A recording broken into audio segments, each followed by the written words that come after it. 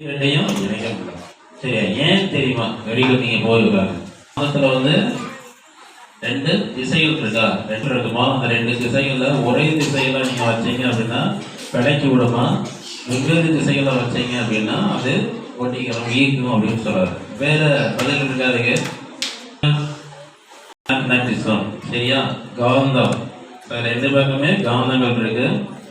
இந்த ரெண்டு காந்தம் எப்பயுமே ஒரு காந்தம் அப்படின்னா நீங்க வீட்டுல கிடைக்கக்கூடிய ஒரு காந்தத்தை நூல்ல கட்டி தொங்க விடுங்க, அது எந்த ரெண்டு திசைகளை காட்டுது அப்படின்றது. ஸோ அது எப்பயுமே என்ன பண்ணும், வடக்கு தெற்கு திசையை நோக்கி மட்டும்தான் நிற்கும். ஏன் ரெண்டு திசைகள் நோக்கி மட்டும் நிற்குது? நம்மளுக்கு வந்து 4 திசைகள் இருக்கு, கிழக்கு மேற்கு வடக்கு தெற்கு. ஆனால் ஒரு காந்தத்தை கட்டி தொங்க விட்ட அப்படின்னம்னா அது பர்டிகுலரா 2 திசைகளை மட்டும்தான் நிற்கும். நீ சைலண்டா நிப்பாட்டினாலும் சரி, எப்படி சுத்தி விட்டாலும் சரி, திரும்பி வந்து எங்க நிற்கும், வடக்கு தெற்கு நோக்கி தான் நிற்கும். மேக்னெட்டிக் ஃபோர்ஸ், அதாவது காந்த விசை வந்து இருக்கும். அந்த காந்த விசை அந்த காந்தத்திலேயே எங்க அதிகமா இருக்கும் அப்படின்னா அதனுடைய முனை பகுதியில தான் இருக்கும்.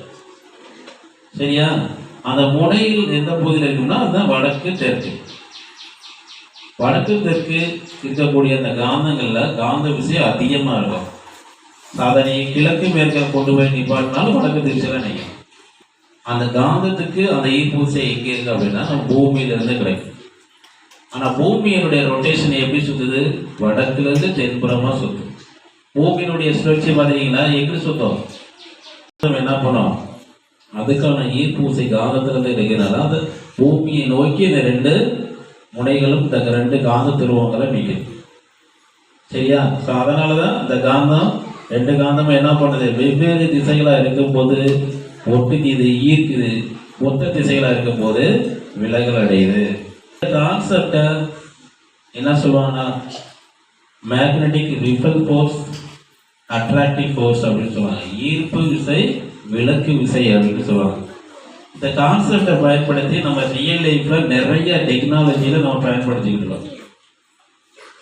புல்லட் ட்ரெயின் கேள்விப்பட்டிருக்கியா? புல்லட் ட்ரெயின் யாராவது போயிங்க அதுல? அந்த புல்லட் ட்ரெயினுக்கும் உள்ள வித்தியாசம் அப்படின்னா மெக்லேவ் ட்ரெயின் அப்படின்னு சொல்லுவாங்க. புல்லட் ட்ரெயின் அது மெக்லேவ் ட்ரெயின் அப்படின்னு சொல்லுவாங்க. ரயில்வே ட்ராக் மேல போகும், அங்க ஃபிரிக்ஷன் ஏற்படும், நிறைய சவுண்டு. நம்ம 10 கிலோமீட்டருக்கு அங்கிட்டு வரையிலே காதுக்கு வந்துடும், ஏய் ட்ரெயின் சத்தம் கேட்குதுப்பா வருது அப்படின்னு. ஆனா இந்த மெக்லேவ் ட்ரெயின் போயில சவுண்டே கேட்கும், பக்கத்துல வந்து நின்றா கூட சவுண்டு வராது.